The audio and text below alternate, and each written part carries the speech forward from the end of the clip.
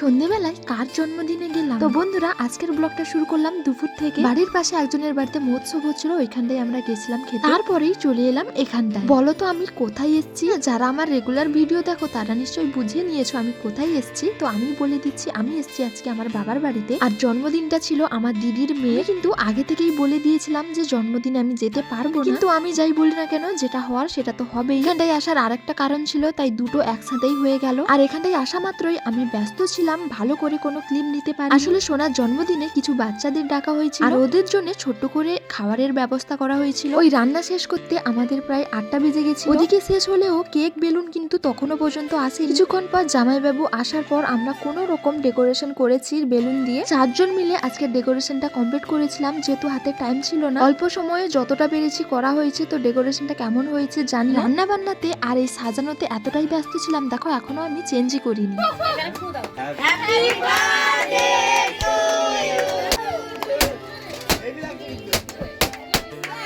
দিদি আমাকে বলেছিল চেঞ্জ করতে, কিন্তু আমি বললাম আমার চেঞ্জ করা নিয়ে কি আছে, তোরা তো দাঁড়াবি তার সাথে। আর দেখো এতবার ফু দেওয়ার পরও এখনো একটা মোমবাতি থেকেই গেছে। তারপরে কেক কাটা শুরু হলো। আমি ভেবেছিলাম ওর বাবা মাই কেক কেটে সবাইকে খাইয়ে দিবে, কিন্তু না, এতেও আমাকে হাত দিতেই হলো। দেখো এখানটায় কেক কেটেছে, কিন্তু দিদি আমাকে বলছে কেকটা তুলবো কি করে, আমি তুলতে পারছি না। দিদির কথা যদি আমি এখন বলতে শুরু করি আস্তে আস্তে পেটে ব্যথা চলে আসবে, তাই ওর কথাটা বাদ দিলাম। যাই হোক, সোনার হাতে কেকটা দেওয়ার পর ও সবাইকে কেক খাওয়ালো, দেন আমিও ওকে কেক খাওয়ালাম। শুধু কেক খাওয়াইনি, সাথে ভালো করে ক্রিমটা ঘষে ঘষে ওর গালেও মাখিয়েছি। এত সুন্দর করে কেকটা মাখালাম। আর ও কি করলো দেখো, ওর মায়ের শাড়িতে সব কেকটাই মুছে দিল। এখানে আসার পর থেকে একটু বিশ্রাম নেওয়া হয়নি, কাজ চলতেই আছে, কিন্তু তাও আমরা অনেক মজা করেছি।